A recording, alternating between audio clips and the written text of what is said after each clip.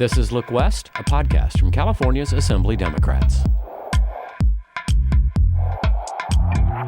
I'm Don Andrews with Look West. With me is podcast producer Joel Woolfork. Hi, Joel. Hey, good morning, Don. This is the Earth Day episode of Look West. The first Earth Day was more than 50 years ago, which is way before you were born. You're a young guy. You must have done a lot of research. What did you learn about the origins of Earth Day? Yeah, well, first, I want to give a huge shout out to Michelle Baker for producing this episode. It was really fun because she's awesome to work with, but also learned a lot from watching her process and details in researching this. So it goes back to April 22nd, 1970, and it started as a national teach-in on the environment where more than 20 million Americans took part after seeing the devastating pictures from the 1969 Santa Barbara oil spill. Well, now we're 50 plus years later. What's been done and what's being done? Well, since then, people have changed their habits. We used to drive with leaded gasoline. There were no recycle bins. And now it's just part of our daily lives to recycle and do things that will help preserve the environment. The governments have written green laws, and the Assembly Democrats have been a big part of that. I talked with a couple of Assembly Democrats. First, I spoke with Assemblymember Carlos Villalpudua about reducing the amount of glass bottles used in wineries. And I also spoke with Assemblymember Jackie Irwin about a law she wrote to create a circular economy for recycled plastic. But first, I asked her what environmentalism looked like when she was a kid. I remember in elementary school, all sorts of education, and specifically back then, it was really about pollution and picking up your trash. Right now, in many communities, we're used to having the recycling bin out there, but that certainly wasn't the case years ago. So if you were really focused, you had your separate bag for your recyclables and you had to bring it away. It's become much easier for us now to focus on the environment. So do you think it's important for today's kids to be environmentally aware? I think it is critically important to bring these young kids into the equation. I was talking about pollution. The one other thing that I just remembered is we were always, even back then, talking about saving water and making sure that when you brush your teeth, you turn the water off. Don't leave it running. And so what these young kids do is if you introduce them to these concepts early on, they're the ones really telling their parents, oh my gosh, that's awful that you're leaving the water running while you're brushing your teeth. So it is the younger generation that is going to change the world. And so we need to educate them about how we only have one planet, and that it's very, very important that everybody does everything they can to preserve our environment, save water, and understand what the threat is that we are facing with climate change. Gotcha. Before we get into Assembly Bill 793 and what it does, do you think your fellow lawmakers are properly informed about the environmental issues going on today? I think that my colleagues are very educated in this area. Everybody might be looking at different aspects of it, but I think we have a pretty enlightened legislature here in California on the importance of these issues. I wouldn't necessarily say that that's the same in other countries. Other states, I'm sorry. But here in California, and obviously everybody's focusing on different issues. But we all see the importance of this. Okay, let's get into AB 793, which is now a law. Could you please tell us what it does and why you authored it? Well, I was a joint author with Phil Ting, and 793 is a minimum recycled content bill. It's a bill that we've been trying to pass in the legislature. I should say members have been trying to pass in the legislature, I think, for the last 3, 4, 5 years, and this was the finally the year that we got it past the finish line. So, obviously everybody knows that we have a huge issue with plastics, and that's been really obvious during COVID. All the concern about the plastics that are going into the ocean, the plastic pollution. We hear about plastics in the North Pole.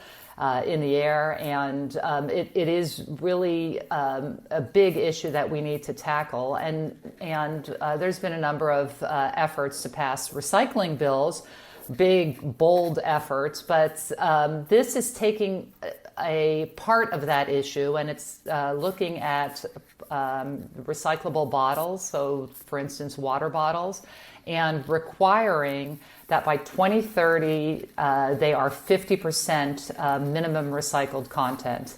And if you don't put a limit on there, you're going to end up with what we have seen in the past is that companies find it's cheaper to buy virgin plastic than recycled plastic. So the very exciting thing about this is that it's actually the highest standard in the world, and we have it right here in California. So what is the effect of that with companies not having to go to the virgin plastic, but instead, focusing on recycled plastic? Well, what we're really doing is creating a circular economy. So instead of, because these plastic bottles become so valuable because companies are required to have 50% minimum content, there is going to be much more of an effort to have an infrastructure to take these bottles and recycle them and use them in their as content for their products. So this is, we heard the big issues with China not taking our plastic anymore. The real thing that we need to do as Californians is we need to use our own trash and recycle it. And putting this kind of requirement on the manufacturers will really drive that. We really need to focus on this, and I think this is the right type of solution. And we also put a lot of, we actually, because the bill had been so hard to pass before, the manufacturers were pretty opposed to it. We called one of the people we work with at Brown University, an economist, to look at, how do we really create this market? And that was part of what got us to a compromise solution where everybody was on board and we got rid of all opposition. That's amazing. We're always reminded about what, we can do as individuals, what Californians can do to reduce waste. But I feel like it's often overlooked that we don't look at the root cause of where the waste is coming from. How important is it that we are focused on the heart of the issue? Yeah, and it's kind of interesting because I think when this passed, there wasn't that much focus on it because there was such a big look at the other recycling bill and how exactly that was going to work. But there would have to be a whole infrastructure developed.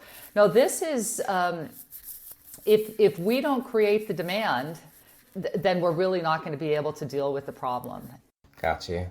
So are you able to kind of reach across the aisle, I guess in this case, reach across to the industries to sort of to work together with them and remove that opposition that had been against the bill for all these years? Well, we were really trying to figure out what the areas are that they had of concern. And like I said, some of it was off-ramps that they wouldn't be able to buy, that the recycled content, all of a sudden the demand is way up and they wouldn't be able to buy it for have it available. So I don't really have an interest in passing a bill that sounds really good right now and is not achievable later on. I didn't really have an interest on making industry stretching industry so much that they weren't in support of this because they never thought that they could make it. So for to pass again good solid policy, you need to make sure that it's achievable. And I think with this bill, with the support that we got,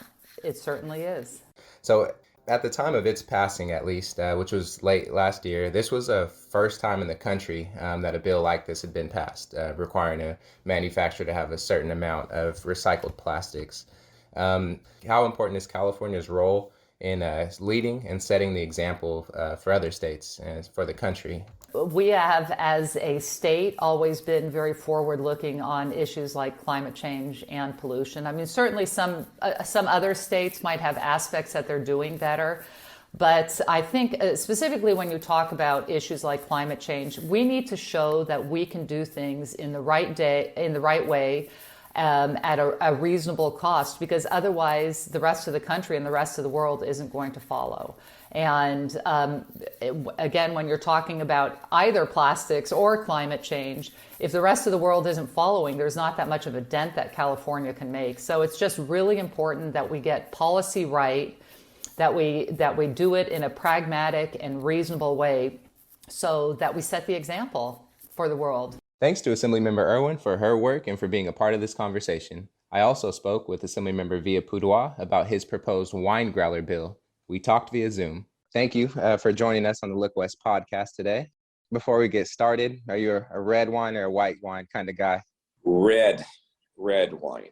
There we Yeah. go. I wanted to discuss a piece of your legislation from your very first legislative package, Assembly Bill 239. Would you tell us what the bill does and why you introduced it? Because I live in the area of, the wine industry, it was something that I had thought of. And what this bill will allow consumers to refill reusable, personal wine containers. And we thought of this also before because as you see microbreweries being built around, they have their growler. This is kind of the same effect. So they can take their growler in and fill it up just like they would do going into a brewery. The wine growler bill, I like that. So I was really surprised reading in the fact sheet that one refillable wine keg can actually save 39 bottles. 39 bottles, yeah. That's amazing. And then when you have that effect, throughout the entire district and all the wineries, you see how big it can become. So personally, like for you, when you were growing up, what kind of got you interested in environmental issues? I live close to a delta, right? And I hate when I dislike it when it's dirty. My father would always go fishing and he would take me with him. And what I noticed my dad would always do is he always wanted to make sure when he left that fishing spot cleaner for another person to come and do fishing. So the first thing we would do before we even fish, we had, a plastic bag and we would fill that up with garbage. And that was just something that he installed in me. And I'm now the same. I have 4 daughters, right? I have 4 daughters that, I always ask myself, the little one, what's her world going to look like, when she's, 18, 19 years old, making decisions. But I want to make sure that before, not just for my kids, but for your guys' kids, that they have a clean world like I do, right? Yeah, that's awesome that your father passed it down to you and you're passing it on to your daughters as well. I kind of see this bill as it allows wineries to adopt a process that sort of aligns with other sustainability practices. So how important do you see the state's role, in this case, the Department of Alcohol Beverage Control, in creating incentives for industries to reduce waste? Well, it is our role, reducing the amount of glass bottles from our landfills.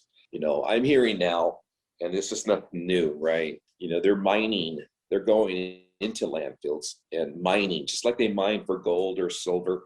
They're mining the glass out of there. Gotcha. That's really interesting about the glass mining in landfills. I hadn't heard about that. It may be a topic for another episode.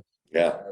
So one bonus question, I won't take up too much of your time, but you mentioned you were on an elected official for 8 years with the San Joaquin Board of Supervisors. Right. During your time there, did you work on some similar issues related to sustainability?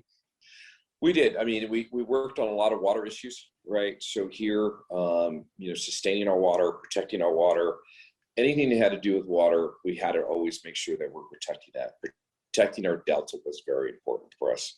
It's in that circle, right? Of not only I fought hard to protect our land and protect our water, is now making sure that what we're putting in these bottles is safe and it's clean, but at the same time we're trying not to produce so much that's going to go back into our landfills. We're trying to prevent that from happening so that we can have a better planet for the next generation.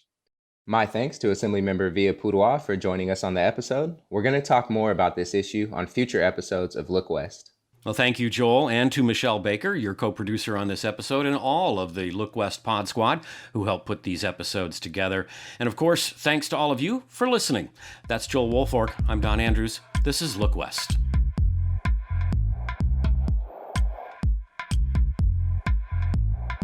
The Look West podcast is produced by the California Assembly Democrats. When you think of California and politics, remember to look west.